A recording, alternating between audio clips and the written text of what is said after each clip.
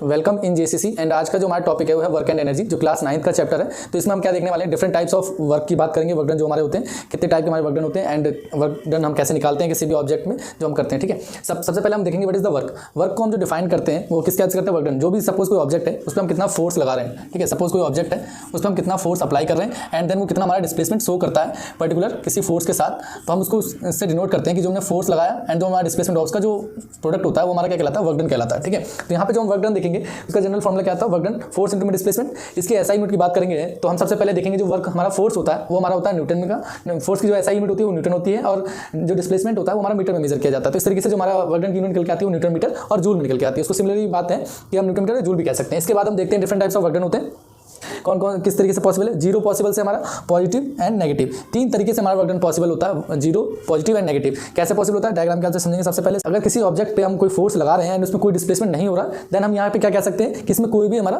Displacement ना होने के कारण इसमें जो वर्क डन होता है वो हमारा जीरो होता है। सपोज मैंने फोर्स एंड डिस्प्लेसमेंट लगाया जहाँ पे हमारा डिस्प्लेसमेंट जीरो होता है, तो देन हमारा जो मल्टीपल होगा उनका या प्रोडक्ट होगा दोनों का वो जीरो निकल के आएगा। तो वर्क डन हमारा जीरो पॉसिबल होता है यहाँ से। सेकंड केस जो होता है जिसमें हम पॉजिटिवनेस की बात करते हैं, उसका क्या मतलब है कि सपोज कोई ऑब्जेक्ट है हमारा, उस पर पर्टिकुलर हम फोर्स लगा रहे हैं उसकी मोशन की डायरेक्शन में, तो वहाँ पे हमारा क्या जो डिस्प्लेसमेंट होता है वो कुछ मोशन की डायरेक्शन में ही होता है। तब हम क्या कह सकते हैं जो हमारा जो डिस्प्लेसमेंट होगा कुछ ना कुछ पॉजिटिव ही होगा। तो उस कंडीशन में जो हमारा वर्क डन कैलकुलेट होकर आता है वो हमारा पॉजिटिव होकर कैलकुलेट होकर आता है। देन इसके बाद हम जो थर्ड केस है जिसमें हमने नेगेटिव वर्क डन की बात की थी, नेगेटिव वर्क डन हम कैसे करते हैं कैलकुलेट। नेगेटिव वर्क डन में हम देखेंगे सपोज जो हमारा ऑब्जेक्ट मोशन कर रहा होगा उसके रिवर्स हमारा कोई फोर्स एक्ट कर रहा होगा।